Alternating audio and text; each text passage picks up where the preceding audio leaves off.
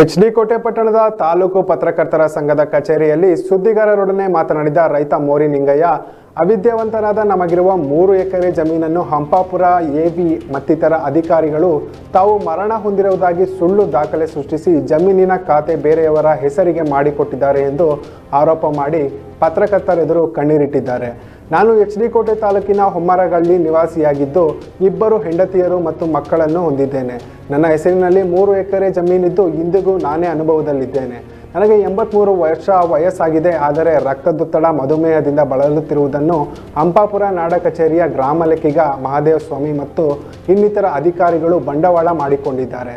ಈ ರೀತಿ ನಾನು 1988ರ ಸಾಲಿನಲ್ಲೇ ಮೃತಪಟ್ಟಿರುವುದಾಗಿ ಮರಣ ದೃಢೀಕರಣ ಪತ್ರ ಸೃಷ್ಟಿಸಿ ನನಗೆ ಸಂಬಂಧವೇ ಇಲ್ಲದ ಕೆಂಪಾಲಮ್ಮ ಮತ್ತು ನಾಗಮ್ಮ ಎಂಬ 2 ಮಕ್ಕಳಿದ್ದಾರೆ ಎಂದು ಅವರ ಹೆಸರಿಗೆ ಅಕ್ರಮವಾಗಿ 3 ಎಕರೆ ಜಮೀನನ್ನು ತಲಾ 1.5 ಎಕರೆಯಂತೆ 2023ರಲ್ಲಿ ಜಂಟಿ ಪೌತಿ ಖಾತೆ ಮಾಡಿದ್ದಾರೆ ಎಂದು ರೈತ ಮೋರಿ ನಿಂಗಯ್ಯ ದೂರಿದ್ದಾರೆ.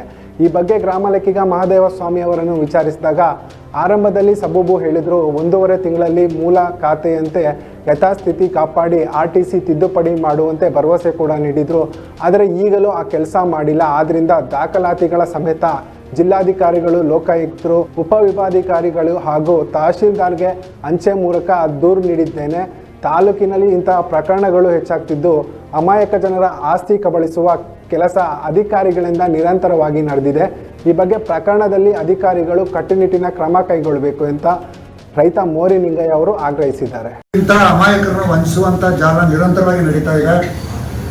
ಮತ್ತೆ ಅವರನ್ನ ಯಾವುದೋ ಒತ್ತಡಕ್ಕೋ ಅಥವಾ ಹಣದಾಸೆಗೋ ಬಲಿಯಾಗಿ ಈ ರೀತಿ ಅವರು ವಿನಾಕಾರಣ ಖಾತೆಗಳನ್ನ ಬದಲಾವಣೆ ಮಾಡ್ಕೊಳ್ತಾರೆ. ಆದರೆ ಖಾತೆಗಳನ್ನ ಅವರು ಮತ್ತೆ ಯಥಾಸ್ಥಿತಿಗೆ ತರಬೇಕು ಅಂದಾಗ ಅದರ ಕಷ್ಟ ಆ ಮಾಲೀಕರಿಗೆ ಗೊತ್ತು. ಹಾಗಾಗಿ ನನ್ನ ಮನವಿ ಇಷ್ಟೇ, ಸಂಬಂಧಪಟ್ಟಂತ ಜಿಲ್ಲಾ ಮಟ್ಟದ ಅಧಿಕಾರಿಗಳು ಮತ್ತೆ ಕಂದಾಯ ಸಚಿವರು ಈ ಕಡೆ ಗಮನ ಹರಿಸಿ ಇನ್ನು ಮುಂದೆ ಯಡಗನಕೋಟೆ ತಾಲೂಕಲ್ಲಿ ಯಾರಿಗೂ ಕೂಡ ಈ ರೀತಿ ಅನಾಹುತಗಳಾಗಬಾರ್ದು. ಬದುಕಿರುವಂತ ಅಂದರೆ 34 ವರ್ಷಗಳ ಹಿಂದೆ ಸೊತಗಿರೋಂಥ ದಾಖಲಾತಿನ ಡೆತ್ ಸರ್ಟಿಫಿಕೇಟ್ ಕೊಡುವಂಥದ್ದು ಎಷ್ಟು ಸರಿ? ಯಾರು ಕೇಳ್ಕೊಂಡು ಇವ್ರು ಮಾಡ್ತಿರೋದೇನು? ಕಾನೂನು ಕಟ್ಟೆಗಳಲ್ಲಿ ಭಯಗಳಿಲ್ವಾ? ಈ ಕಳೆದ ಸ್ವಲ್ಪ ದಿನಗಳಲ್ಲಿ ನಂಜನಗೂಡು ಕೂಡ ಎದುರಿಸುವಂಥ ಪ್ರಕರಣಗಳನ್ನು ನೋಡಿದ್ವಿ. ಹಾಗಾಗಿ ಮುಂದಿನ ದಿನಗಳಾದರೂ ಇಂಥ ಅಮಾಯಕ ಜನರನ್ನು ವಂಚಿಸುವಂಥ ಅಧಿಕಾರಿಗಳ ವಿರುದ್ಧ ಕಠಿಣ ಕ್ರಮ ತೆಗೆಬೇಕು. ಮತ್ತು ತಾಲೂಕಿನಲ್ಲಿ ಆಗಾಗಲೇ ಆಗಬಾರ್ದು ಅಂತ ಭಯ ಬರಬೇಕು ಅಂದರೆ ಸಂಬಂಧಪಟ್ಟ ಇಲಾಖಾಧಿಕಾರಿಗಳು ಇಂಥವ್ರ ವಿರುದ್ಧ ಯಾರು ಇದಕ್ಕೆ ಇನ್ವಾಲ್ವ್ ಆಗಿದ್ದಾರೆ. ನಾವು ಒಬ್ಬರನ್ನ ಮೇಲ್ನೋಟಿ ಕೇಳಿದ್ದೀವಿ.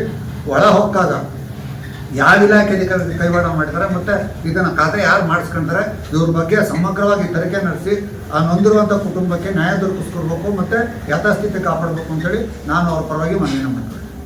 2 ಹೆಂಡ್ತಿರಿದ್ದಾರೆ. ಒಬ್ಬರು ಹ್ಯಾಂಡ್ ಪೋಸ್ಟರು, ಒಬ್ಬರು ಒಬ್ಬರುಗಳಿಗೆ ಸ್ವಂತ ಅಕ್ಕರಿಗೆ ಕೊಟ್ಟರು. ಇವ್ರನ್ನ ಮದುವೆ ಆಗಿರೋದು.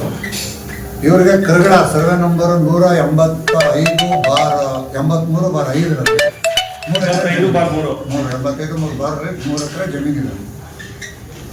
ಈಗ ಅವರು ಕಳೆದ ಎಂಜಾಯ್ಮೆಂಟ್ ಕೂಡ ಅವರೇ ಇದ್ದಾರೆ, ಈಗಲೂ ಅವರೇ ಇದ್ದಾರೆ. ಕಳೆದ ಒಂದು 5-6 ತಿಂಗಳಿಂದ ಹೋಗಿ ಅವರು ಎಲ್ಲಕ್ಕೂ RTC ಬೇಕು ಅಂತ ತಗೊಂಡಾಗ RTCನಲ್ಲಿ ಕೆಂಪಾಲಮ್ಮ ಮತ್ತು ಇನ್ನೊಂದು ನಾಗಮ್ಮ ಅನ್ನೋಂಥ ಹೆಸರಿಗೆ ಅದು ನನ್ನ ತಂದೆಯವರು ಅಂತೇಳಿ ಆ ಜಮೀನನ್ನ ಅಕ್ರಮವಾಗಿ ಖಾತೆ ಮಾಡಿದ್ದಾರೆ. ಅವ್ರು ಇಲ್ಲವೇ ಇಲ್ಲ ಅಂತೇಳಿ ಪೌತಿ ಖಾತೆ. ಆ ಪೌತಿ ಖಾತೆಗೆ ಸಂಬಂಧಪಟ್ಟಂಥ ದಾಖಲಾತಿಗಳೆಲ್ಲ ಇಲ್ಲೇ ಇದೆ. ತದನಂತರ ನಾವು ಇದ್ರ ಬಗ್ಗೆ ನಮ್ಗೆ ಹೇಳಿದಾಗ ವಿಚಾರ ಮಾಡಿ VAನ ಕರೆದು ಕೇಳ್ತೀವಿ. ಅವ್ರು ಹೇಳ್ತಾರೆ ಇಲ್ಲ ಸರ್, ಫಸ್ಟ್ ಆರಂಭದಲ್ಲಿ ಸಮರ್ಥಿಸ್ಕೊಂಡ್ರು. ಅವ್ರ ಹೆಸರು ಬಂದು VA ಮಹಾದೇವ ಸ್ವಾಮಿ ಅಂತೇಳಿ.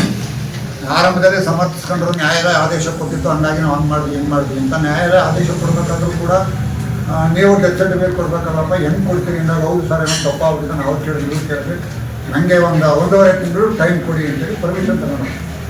ಆರಂಭದಲ್ಲಿ ಆಗಲ್ಲ ಅಂದ್ರೂ ಕೂಡ ಕೆಲವು ನಾಯಕರುಗಳನ್ನ ಅವ್ರ ಕಡೆಯಿಂದ ಕರ್ಕೊಂಡ್ಬಂದ್ರು, ಒಮ್ಮರುಗಳಿಂದ ನಾವು ಒಪ್ಕೋಬೇಕಾದ ಸ್ಥಿತಿ ಬಂತು. ಇನ್ನೊಂದಿಗೇನು ಒಪ್ಕೊಂಡ್ರೆ ಅವ್ರಿಗೂ ಕೂಡ ಶುಗರು BP 83 ವರ್ಷ ವಯಸ್ಸವ್ರೆ. ಅವ್ರು ಈ ಟೈಮಲ್ಲಿ ಇದಕ್ಕೆ ಕಚೇರಿಗಳಿಗೆ ಅಲ್ದಾಡೋಕ್ಕಾಗಲ್ಲ, ನ್ಯಾಯಾಲಯಕ್ಕೆ ಅಲ್ದಾಡೋಕ್ಕಾಗಲ್ಲ. ಹಿಂಗಾಗಿ 1.5 ತಿಂಗಳಲ್ಲಿ ಕೆಲಸನೇ ಆಗ್ಬಿಡುತ್ತೆ. ಅಂದರೆ ಆಗಲಿ ನೋಡೋಣ ಅಂತೇಳಿ ಕೊನೆ ನನಗೂ ಪ್ರಶ್ನೆ ಮಾಡಿದೆ. ಆ ಟೈಮಲ್ಲಿ MP ಎಲೆಕ್ಷನ್ ಆಯ್ತು, ಹೆಂಗೆ ಮಾಡ್ಲಿಕ್ಕೆ ಸಾಧ್ಯ ಅಂತ. ಅದಿಲ್ಲ ಇಲ್ಲ ಸರ್, ಏನೇ ಆಗಲಿ ನನ್ನಿಂದ ತಪ್ಪಾಗಿರೋದು 1.5 ತಿಂಗಳು ನಾನು ಮಾಡ್ತೀನಿ ಅಂದರು. ಕೊನೆಗೆ 2 ತಿಂಗಳು ಕಾಲಾವಕಾಶ ಕೊಟ್ಟವ್ರನ್ನ ಕಳಿಸ್ಕೊಡ್ಬೇಕು. ಈಗ 3.5 ತಿಂಗಳಾಯಿತು. 3.5 ತಿಂಗಳಾದರೂ ಕೂಡ ಇನ್ನೊಂದು ಖಾತೆಗಳ ಜೊತೆ ಯಥಾಸ್ಥಿತಿಗೆ ಮರಳಿಲ್ಲ. ಹೀಗಾಗಿ ಇದಕ್ಕೆ ಸಂಬಂಧಪಟ್ಟಂತಹ 1 ಸೆಟ್ ಪ್ರತಿಗಳಿಲ್ಲ. ಇವತ್ತು ನಾವು ನಿನ್ನೆ ತಹಸೀಲ್ದಾರ್ಗೆ ಕಂಪ್ಲೇಂಟ್ ಮಾಡಿದ್ವಿ. ಯಾರು ಈ ರೀತಿ ಮಾಡಿದ್ರು ಅವರ ವಿರುದ್ಧವಾಗಿ ಕ್ರಮ ತಗೊಳ್ಬೇಕು. ಮತ್ತು ಮೂಲತಃ ಯಥಾಸ್ಥಿತಿಯ 3 ಎಕರೆ ಏನು ಇವ್ರ ಹೆಸರಿದ್ದು ಅವರ ಹೆಸರಿಗೆ ಆಗಬೇಕು ಅಂತೇಳಿ ನಾನು ತಹಸೀಲ್ದಾರ್ ನೆನೆ ಅರ್ಜಿ ಕೊಟ್ಟಿದ್ದೀವಿ. ಇವತ್ತು ಕೂಡ ಸಂಬಂಧಪಟ್ಟಂಥ ಜಿಲ್ಲಾಧಿಕಾರಿಗಳಿಗೆ, ಲೋಕಾಯುಕ್ತರಿಗೆ ಮತ್ತು AS ಅವರಿಗೆ ರಿಜಿಸ್ಟರ್ ಪೋಸ್ಟ್ನ ಮಾಡ್ತಾ ಇದ್ದೀವಿ. ಇಲ್ಲಿ ಒಂದು ಗಮನಿಸಬೇಕಾದ ಅಂಶ ಅಂದರೆ ಯಾರೋ ಅವಿದ್ಯಾವಂತರನ್ನ ಇಬ್ಬರು ಹೆಂಡ್ತಿರವ್ರೆ, ಮಕ್ಕಳುಗಳವ್ರೆ, ಮೊಮ್ಮಕ್ಕಳವ್ರೆ, ಇಷ್ಟೆಲ್ಲ ಇರುವಾಗ ಯಾವ ರೀತಿ ಇವರು ಡೆತ್ ಸರ್ಟಿಫಿಕೇಟ್ನ ಮತ್ತೆ ಇವರು 1988ನೇ ಇಸ್ವಿನಲ್ಲಿ ಸೊದಾಗಿರೋಂಥ ಡೆತ್ ಸರ್ಟಿಫಿಕೇಟ್ ಕೂಡ ಅವ್ರು ಕ್ರಿಯೇಟ್ ಮಾಡೋರು. ಡೆತ್ ಸರ್ಟಿಫಿಕೇಟ್ ಕೂಡ ಇಲ್ಲ ಇದೆ ಭೌತಿಕ ಖಾತೆಯಲ್ಲಿ. ಹೀಗಾಗಿ ಇದು ಬಹುತೇಕ ಒಂದು 15ರಿಂದ 20 ಪೇಜ್ ಇರೋದ್ರಿಂದ ಒಂದು ಪೇಜನ್ನು ನಾನು ಪತ್ರಕರ್ತರ ಸಂಘಕ್ಕೆ ಕೊಡ್ತೀನಿ. ಅಗತ್ಯ ಇರುವಂಥ ದಾಖಲಾತಿಗಳು ಇರೋದ್ರಿಂದ ಬೇಕಾದ್ರೆ ಪರಿಶೀಲನೆ ಮಾಡ್ತಾರೆ.